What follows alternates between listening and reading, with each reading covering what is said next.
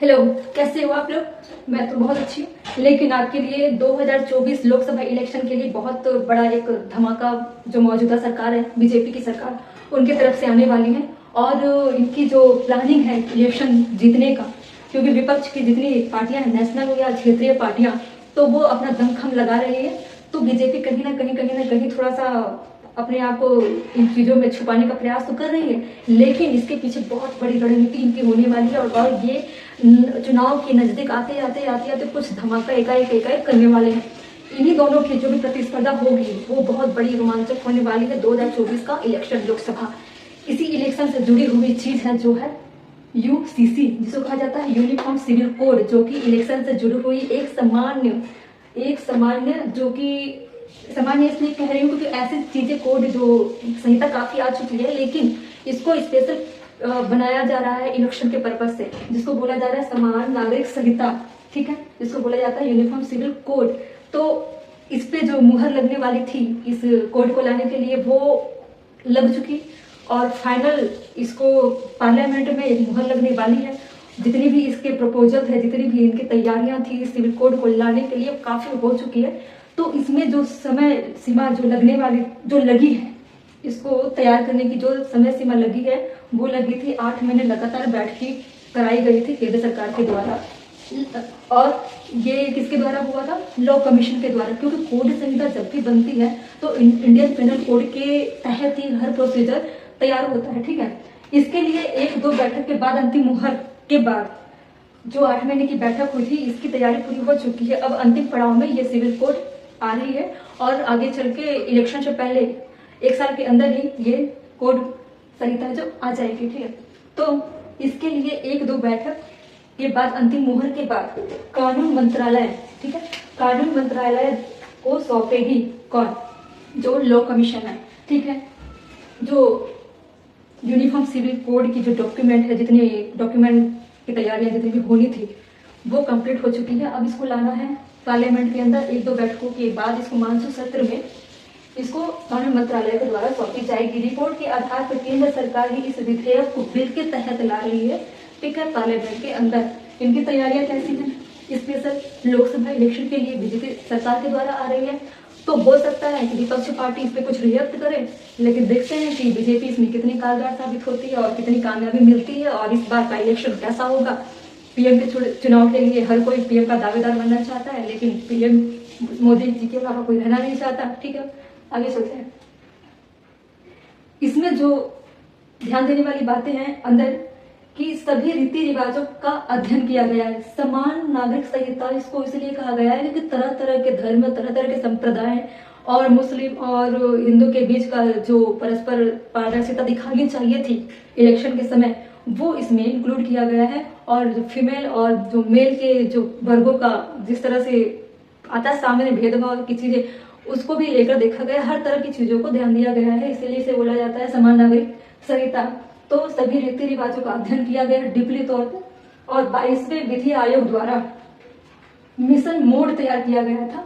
ठीक है, और 24 से अधिक बैठकें हुई थी इसमें। 8 महीने में लगभग 24 से अधिक बैठकें हुई थी इसके डॉक्यूमेंटेशन को तैयार करने के लिए। ठीक, अब इसमें जरूरी जो चीजें हैं जो इस समान नागरिक संहिता में रखी गई है, जो मेन ग्राउंड है जिसपे वर्क करेगी है, उस पर चलते हैं। मेल फीमेल के बीच किसी भी प्रकार का भेदभाव नहीं होगा। ठीक है, धार्मिक आस्थाओं, मान्यताओं और भावनाओं का आदर कायम रहेंगे इस यूनिफॉर्म सिविल कोड के अंदर। ठीक है, संबंध विच्छेद के मामलों में बच्चों के अधिकार सुनिश्चित रखे जाएंगे। ठीक है, फिर उसके बाद कोड अधिकतम स्वीकार्यता वाला हो। जो सिविल कोड है, जो नागरिक संहिता है, वो कैसा होना चाहिए? हर किसी के द्वारा स्वीकार करने लायक हो, किसी की तरफ से इसका विरोध ना हो, अवरोध ना हो। ये आसानी तरीके से इजीली हर किसी के लिए अवेलेबल हो, हर किसी को पसंद आए। संविधान की कसौटियों पर खरी उतरे। जिस तरह से संविधान की जो ढांचा बनाई गई है, उसमें कुछ आजादी के समय और आजादी के बाद की कुछ ऐसे समान नागरिक संहिता जिस विषय पे बनाया गया था, उसको हम देख लेते हैं। ये नागरिक संहिता क्योंकि इलेक्शन के पर्पज से बन रही है, इसमें कुछ बराबरी वर्ग के लिए, इक्वालिटी के लिए बनाया जा रहा है, ठीक है, जिसमें संप्रदाय को लेकर हो, वर्गों को लेकर हो, कुछ अधिकार ऐसे हैं, उसके अनुसार इसे बनाया जा रहा है, जो अभी 2024 में आने वाली है समान नागरिक संहिता। हम उन संहिता पे ध्यान देने जा रहे हैं जो पहले बनाया गया था, कौन कौन सी संहिता थी, कैसे कैसे अधिनियम बनाए गए थे, कैसे कैसे कोड बने थे, किनके द्वारा बने थे, पूरे मैं बताती हूँ। पहले इसको क्लीन करती हूँ, उसके बाद बताती हूँ, ताकि साफ साफ दिखाई दे आपको, ठीक है।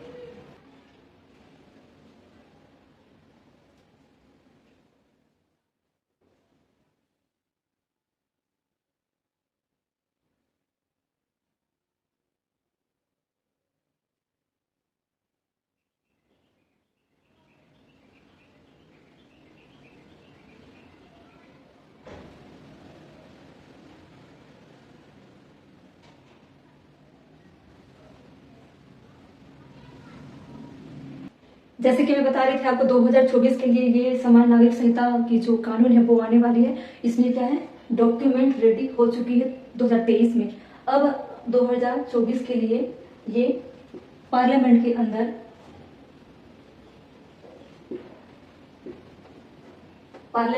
क्या इस पे होने वाली है, मुहर लगने वाली है, और ये बिल्कुल रेडी हो चुकी है, ठीक है। तो हम उन भी संहिता पे ध्यान देने जा रहे हैं जो कि आजादी के समय बनी थी, जो कि आजादी के बाद भी बनी थी, क्यों बनी थी, और ऐसे संहिता क्यों बनाए जाते हैं, जरूरत क्या है इन सब चीजों का बनाने के लिए। तो कानून में भी बहुत सारी तरह तरह के कानून होते हैं, संहिता भी बहुत तरह तरह के होते हैं। तो जो भी इंडियन पेनल कोड है उसके अंदर भी कानून बनाए जाते हैं। हम इसमें देख रहे थे कि कुछ आजादी के समय जो अंबेडकर जी के द्वारा लाई गई थी जो संहिता, वो सामाजिक दृष्टिकोण से थी, जो विशेष करके महिलाओं के लिए थी। जिस तरह से महिलाओं के साथ अत्याचार हो रहे थे, जिस तरह से हीन भावना थी जाति को लेकर, या विधवा प्रथा चल रही थी, या सती प्रथा चल रही थी, बहुत तरह से समाज को बहुत नीचे स्तर तक उन्होंने देखा, स्टडी किया। उसके बाद उन्होंने सोचा कि बहुत ज्यादा महिलाओं पे शोषण बहुत हो रहे हैं, इस पे मुझे संहिता का एक प्रारूप तैयार करना है, और इस पे अगर समान नागरिक संहिता जैसे ही अगर एक संहिता बन जाए महिलाओं के लिए, तो बहुत हद तक वो सुरक्षित हो सकती है, और इसे सरकार के द्वारा अच्छे से पालन कराया जाए तो इस तरह की विचारधारा को भी खत्म किया जा सकता है। तो अंबेडकर जी के द्वारा जो लाई गई थी, पहले बताती हूँ इसको, ये आया कहाँ से। समान नागरिक संहिता को लाने का सबसे एक जरिया और कहना चाहिए उत्पत्ति का कारण, तो ब्रिटिश सरकार में 1835 में क्या थी, ब्रिटिश की सरकार थी, ठीक है। भारत हमारा आजाद नहीं हुआ था, सरकार के वक्त पे आई थी। इस कोड जिसे कहा जाता है संहिता की उत्पत्ति की गई थी, ठीक है। इसी समय कुछ समय के दौरान 1941 में राव समिति थी, एक राव समिति का गठन हुआ था। किसके लिए, हिंदू कानून को संहिताबद्ध करने के लिए,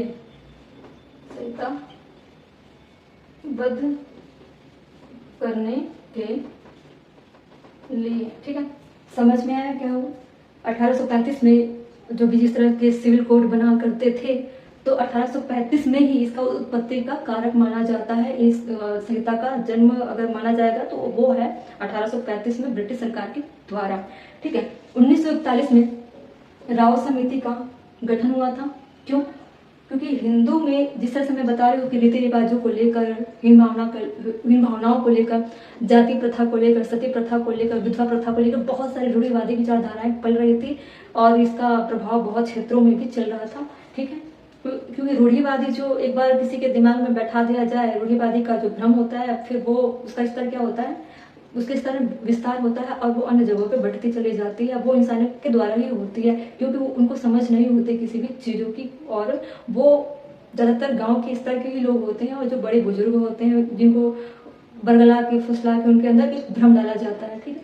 तो एक तरह का सामाजिक काम भी कहा जाए, इस संहिता को करने के लिए एक सामाजिक दृष्टिकोण से भी देखा जाए तो उसके लिए भी एक कानून है। तो पूरी संहिता का प्रारूप ही पूरा कानून है, और इसको सामाजिक दृष्टिकोण से भी देखा गया है। तो हिंदू कानून को संहिताबद्ध करने के लिए राव समिति का गठन हुआ था 1941 में। ठीक,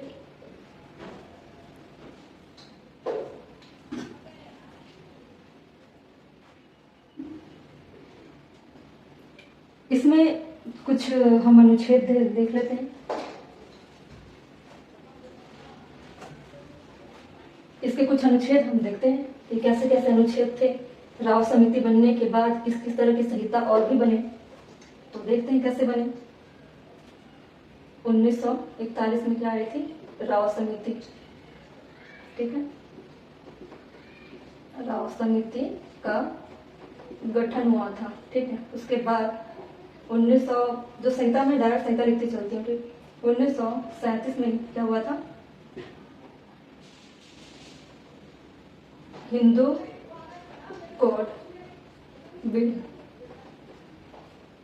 कोड बिल लाने की तैयारी चल रही थी 1937 में। ठीक, पहले इसमें समीक्षा हुई, उसके बाद इसे दोबारा पेश किया गया था विधेयक के रूप में, बिल के रूप में, कब? 1952 में। ठीक, इसको दोबारा पेश करना था, दोबारा पेश किया गया। फिर इसका जो अंतिम पड़ाव था, जो कोड बिल कैसे बना था, उसको एक उत्तराधिकार के अधिनियम के रूप में कैसे कन्वर्ट कर दिया गया था। अब एक विवाह अधिनियम भी, विवाह संहिता भी बना हुआ था, एक मुस्लिम के लिए भी बना था, जिसमें मुस्लिम अधिकार संहिता के तौर पर रखा गया था कि इस पे संहिता बनाई जाए। कुछ अधिनियम और मैंने लिखे हुए हैं, जैसे कि भारतीय अनुबंध अधिनियम 1872, नागरिक प्रक्रिया संहिता, संपत्ति हस्तांतरण अधिनियम 1882 में, भागीदारी अधिनियम 1932 में और साक्ष्य अधिनियम 1872, मोटर वाहन अधिनियम 2019 में ये लेटेस्ट थी। लेकिन कुछ राज्यों में इसे स्वीकृति नहीं मिली और ये पारित नहीं हो पाया, और एक तरह से इसे लागू जिस तरह से करना था वो कानून बिल्कुल, ये अधिनियम लागू नहीं हुआ, इसे खारिज कर दिया गया था। ठीक है, अब सबसे पहले मैं बता देती हूँ कि अनुच्छेद में और सबसे साधारण तरीके से अगर हम समान संहिता को समझेंगे तो किस तरह से इसे और समझ सकते हैं।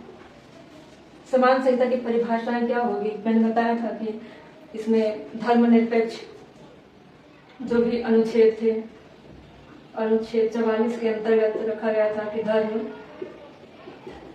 निरपेक्ष, लोकतंत्र और क्या था? गणराज्य। आप जब भी भारतीय संविधान के उद्देशिका आप जब भी पढ़ोगे तो ये 3 चीज मेंशन जरूर होंगे, जिसे इसे धर्मनिरपेक्ष को पंथ निरपेक्ष भी कहते हैं। ठीक है, क्या हो गया था? ये संशोधन होकर कन्वर्ट हो गया था धर्मनिरपेक्ष पंथ निरपेक्ष आपस का जो भी। आप संविधान के उद्देशिका को एक पेज का है जरूर पढ़ना। ठीक है, तो समझ में आ गया किस तरह से पंथ मतलब बहुत सारे धर्म, बहुत सारे पंथ को एक सामान्य लेवल पे लाने की तरीका। जो समान नागरिक संहिता है, जो अनुच्छेद 44 के अंतर्गत धर्मनिरपेक्ष, लोकतंत्र और गणराज्य, और अगर इन सब चीजों को एक ढांचे में, अगर एक शब्दों में मैं बताऊं तो पंथ निरपेक्ष। ठीक है, तो इन सब को एक सामान्य लेवल पे लाने का प्रयास है, इसलिए संहिता समय समय पर मांग के, जिस तरह से मांग होती है उसके अनुसार बनाए जाते हैं। ठीक है, इक्वालिटी की बात करती है कि सभी धर्मों को एक सनातन धर्म या तो सभी धर्मों को एक तराजू में तोला जाए। ठीक है, अलग अलग भेदभाव और नीचा ना दिखाया जाए, इसके लिए संहिता बनाई जाती है, इसलिए समान नागरिक संहिता कहा जाता है। ठीक है, अब कुछ और भी चीजें मैं इसमें जरूरी चीजें जो मैं बता देती हूँ अनुच्छेद के तहत ही।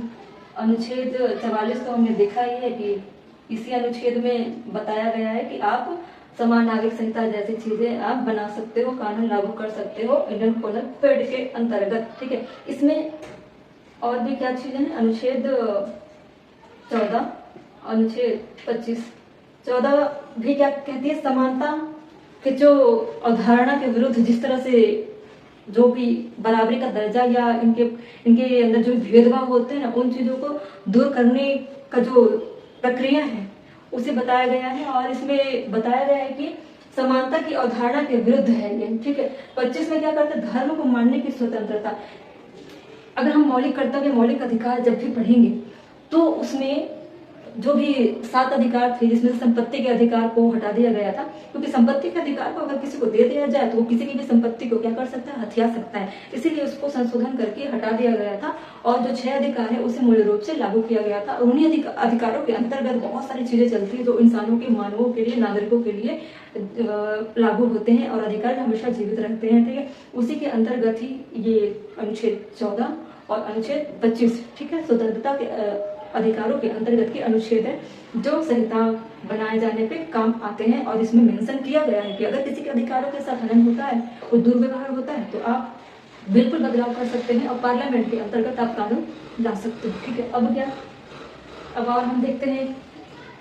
हाँ, इसमें क्या है, एक चीज और मैं बताती हूँ कि धर्मांतरण अभी क्या हो रहा है, बहुत सारे धर्मांतरण के केस आ रहे हैं। मैं खुद अभी कुछ घंटे पहले मैं न्यूज़ देख के आ रही हूँ कि धर्म परिवर्तन कराया जा रहा है, धर्मांतरण कराया जा रहा है। बहुत सारी चीज़ें 5 सालों के अंदर बहुत ये मुद्दे निकले हैं देश के अंदर में। हर प्लेटफॉर्म में देख रही हूँ, हर जगहों पे धर्मांतरण कराया जा रहा है। कुछ ईसाइयों के द्वारा कराया जा रहा है, कुछ मुस्लिमों के द्वारा कराया जा रहा है। तो ऐसे बहुत सारे केस हैं जो जबरदस्ती बरगला के धर्म परिवर्तन छुप कर कराया जाता है। देखा कि अनुच्छेद 44 और 14 और 25 क्या कहती है, समान नागरिक संहिता या किसी भी टॉपिक पे या किसी भी मुद्दे पे संहिता बनाई जाती है। पूरी प्रक्रिया हमने समझ लिया ब्रिटिश काल से लेकर वर्तमान काल तक, और किस तरह से सरकारें काम करती है मुझे बताना था और आपको भी जानना बहुत जरूरी है। ठीक है, तो मुझे दीजिए इजाजत, मैं चलती हूँ। ठीक है, धन्यवाद। ठीक है, जय हिंद, जय भारत।